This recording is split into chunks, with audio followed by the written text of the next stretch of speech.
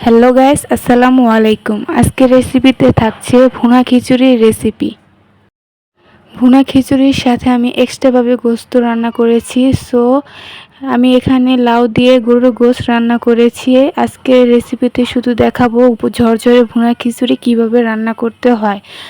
সাথে যে লাউ দিয়ে গরুর গোশত রান্নার রেসিপিটি সেটা আমার চ্যানেলে দেওয়া আছে, দেখতে চাইলে দেখে আসতে পারেন।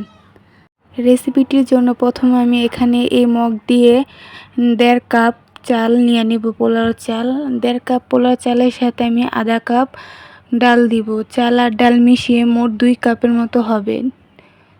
আমি ডাল আর চালটাকে ভালো করে ধুয়ে কিছুক্ষণ ঝরিয়ে রাখবো। তারপরে চলে যাব চুলাতে একটা পাতিল বসিয়ে দিয়ে দিব পেঁয়াজ কুচি, তারপরে দিয়ে দিব তেজপাতা, এলাচ, দারচিনি, লবঙ্গ এসব দিয়ে আমি ভালো করে পেঁয়াজটাকে ভেজে নেব। তারপরে দিয়ে দিব আমি 1 চামচ রসুন বাটা, 1 চামচ আদা বাটা, 1 চামচ জিরা বাটা। উপকরণগুলো দিয়ে ভালো করে তেলের সাথে কিছুক্ষণ ভেজে নেব। কিছুক্ষণ ভাজার পর আমি দিয়ে দিব পরিমাণ মতো পানি। তারপরে দিয়ে দেবো হলুদ গুঁড়ো, মরিচের গুঁড়ো, ধনিয়ার গুঁড়ো এবং স্বাদ মতো লবণ। উপকরণগুলো দিয়ে মশলাটাকে আমি ভালো করে কিছুক্ষণ কষিয়ে নেব। কিছুক্ষণ কষিয়ে রাখার পর পানি ঝরিয়ে রাখা চালটাকে আমি কিছুক্ষণ 2 থেকে 3 মিনিট ভালো করে ভেজে নেব। চালটাকে ভাজার পর আমি দিয়ে দিব পরিমাণ মতো পানি। আমি এখানে চাল ডাল সহ 2 কাপ নিয়েছি।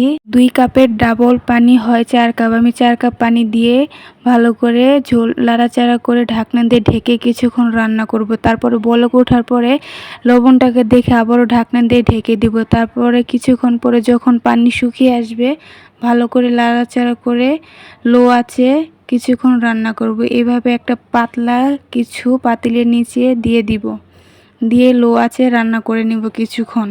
তারপরে আমি অফ ক্যামেরায় পেঁয়াজ বেরেস্তা করে রেখেছিলাম, পেঁয়াজ বেরেস্তা উপরে দিয়ে দিব। তাহলে রেডি আজকের রেসিপি। আজকের রেসিপিটি কেমন হয়েছে অবশ্যই কমেন্ট করে জানাবেন, লাইক অ্যান্ড শেয়ার করবেন আর অবশ্যই সাবস্ক্রাইব করবেন। আজকের রেসিপি এ পর্যন্তই। আল্লাহ হাফেজ।